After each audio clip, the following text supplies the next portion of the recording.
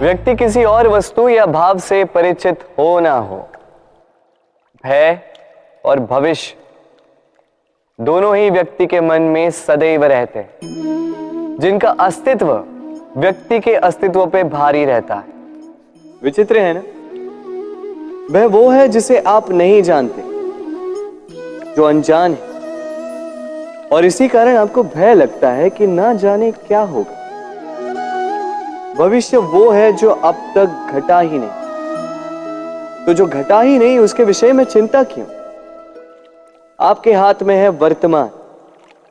वर्तमान के कर्म सत्य मन से कीजिए और सोचिए ये कि अपने कर्मों को और कितनी श्रेष्ठता से किया जा सकता है। इसलिए आप विश्वास कीजिए, यदि वर्तमान के कर्मों को आप सत्य मन से करोगे तो भय स्वयं ही निकल जाएगा और भविष्य का फल अवश्य ही मीठा होगा। इसलिए भय और भविष्य से डरना छोड़ दीजिए, इस वर्तमान को जी। जीवन में हम कई लोगों से मिलते हैं। आप भी ऐसे कई लोगों से मिले होंगे जिन्होंने स्वयं को असफल मान लिया, निराश हो चुके, जिन्होंने ये स्वीकार कर लिया है कि इस जीवन में उनसे कोई कार्य हो ही नहीं पाएगा, वो कुछ कर ही नहीं सकते, किसी कार्य के वो योग्य ही नहीं। किंतु ऐसा नहीं, इस संसार में ऐसा कुछ भी नहीं है जो योग्य नहीं है। कोई ऐसा अक्षर नहीं है जो किसी मंत्र का भाग ना, कोई ऐसी जड़ी बूटी नहीं है जो औषधि ना, कोई ऐसा विष नहीं है जो समय आने पर अमृत ना बन जाए। और इसी प्रकार कोई व्यक्ति अयोग्य नहीं होता, उसे अयोग्य बनाती है उसकी सोच। इसलिए स्वयं को जानो, जान जाओगे कि आप क्या हो। अपने अंतर मन को जगाएं। आप देखेंगे कि जिस संसार की नींव ही बनी है आशा से, उस संसार में निराशा, हताशा और हार जैसा कोई भाव अस्तित्व ही नहीं रखता। कितना सुंदर पुस्तक है, सुंदर आवरण है, सजाए हुए पृष्ठ है,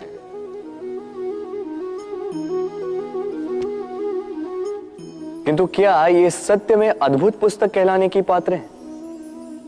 क्या इसमें जो लिखा है वो सत्य है, प्रेरणादायी है, हमारे लिए मूल्यवान है? कैसे निश्चय लिया जाए इस बात का? अब आप सोचेंगे कि सीधी सी बात है, आवरण को देख के पुस्तक की गुणवत्ता कैसे जानी जा सकती? इसके लिए तो आपको उसे पढ़ना होगा, उसे समझना होगा, समय देना होगा, है ना? बिल्कुल उचित सोच रहे हैं आप। बस आश्चर्य की बात यह है कि पुस्तक के विषय में आप ये सारी बातें जानते हैं, किंतु किसी व्यक्ति के विषय में आप ये सारी बातें मन में नहीं लाते। व्यक्ति का मूल्यांकन भी उसके वस्त्रों से, उसके शारीरिक रूप से या उसकी सुंदरता से नहीं किया जा सकता। उसके लिए आपको उस व्यक्ति को पढ़ना होगा, उसे समझना होगा, उसे समय देना होगा। पर हम क्या करते हैं? पहनावे, रंग, सुंदरता को देखकर आकर्षित हो जाते हैं, उसे प्रेम समझ बैठते हैं, और आए दिन कोई ना कोई ये कहते सुनाई देता है कि उसकी प्रेम कहानी सफल नहीं हो पाई, उसे छल मिला। किंतु इसमें दोष किसी और का नहीं, स्वयं आपका है। आपने उस व्यक्ति को समय नहीं दिया, आपने उस व्यक्ति के विचार नहीं परखे। प्रेम 2 क्षण में बनने वाला पकवान नहीं है, इसका स्वाद चखने के लिए आपको जीवन भर का समय देना पड़ेगा। तो समय दीजिए, एक दूसरे के रूप से नहीं, आत्मा से जुड़ी, निश्चित ही मन प्रसन्नता से कह उठेगा, राधे राधे। हम में ऐसा कोई नहीं होगा जिसने वृक्षों को ना देखा, वृक्षों पे इन पक्षियों को ना देखा, इनके घोंसलों को ना देखा, इन पक्षियों को अपने छोटे छोटे बच्चों को भोजन कराते ना देखा। संसार का सबसे ममत्व वाला दृश्य होता है। चिड़िया दूर से अपने चोंच में दाना भरकर लाती, स्वयं भोजन करने में असक्षम संतान की चोंच में डालती है, स्वयं भूखी रहकर निस्वार्थ निश्चलता से। और जब संतान के पंख निकल आते हैं,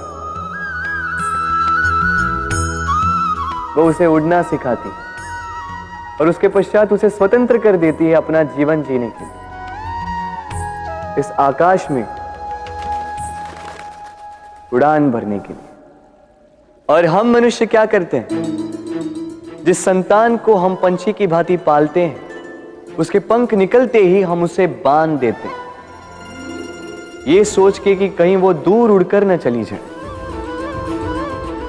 ऐसा नहीं कि इस स्थिति में माता पिता को संतान से प्रेम नहीं है, अवश्य है, किंतु इसमें प्रेम पर मोह भारी पड़ जाता है, जो स्वयं अपने और संतान के भविष्य के बीच में बाधा बन जाता है। हम ये भूल जाते हैं कि हम केवल जन्मदाता हैं, भाग्य विधाता नहीं। तो जब प्रेम में मोह आ जाए तो वो प्रेम नहीं, स्वार्थ बन जाता है। इसलिए प्रेम को पास रखिए और मोह को दूर, क्योंकि जिससे प्रेम करते हैं उसका विकास नहीं रोका करते।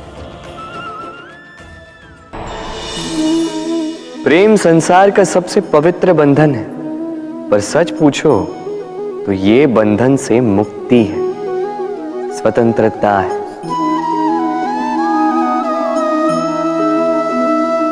नहीं समझे? समझाता हूं। यदि कोई आपका प्रेम ठुकरा दे, यदि कोई आपका प्रेम समझ ही ना पाए, तो क्या होगा? कुछ उदास हो जाएंगे, कुछ छल करके प्रेम पाना चाहेंगे, तो कुछ बलपूर्वक प्रेम पर अधिकार करना चाहेंगे। किंतु यह आवश्यक नहीं कि जिससे आप प्रेम करते हो उसे भी आपसे प्रेम, क्योंकि प्रेम कोई वस्तु नहीं है, न राज्य है न धन जिसे आप बल से अपने वश में कर सको। प्रेम वो शक्ति है जो आपके लिए हर बंधन तोड़ सकती है, किंतु स्वयं किसी बंधन में नहीं फंसती।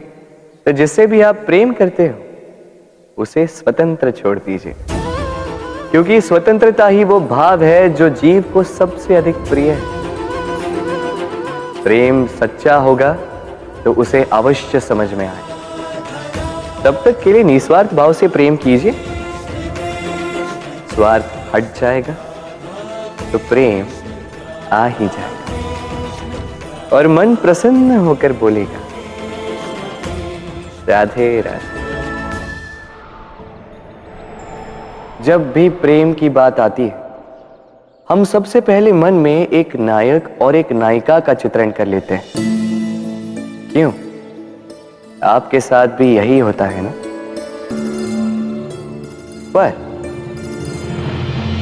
क्या प्रेम केवल नायक नायिका के आकर्षण का बंधन है?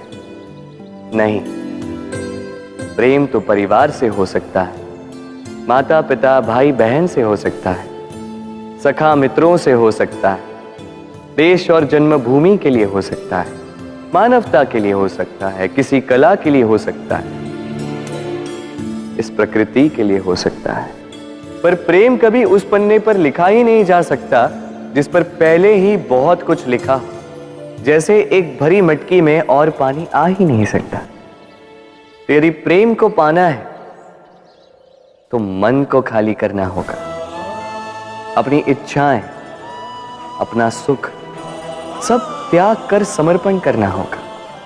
अपने मन से व्यापार हटा दो, तभी प्यार मिलेगा और मन प्रसन्न होकर बोलेगा, राधे राधे।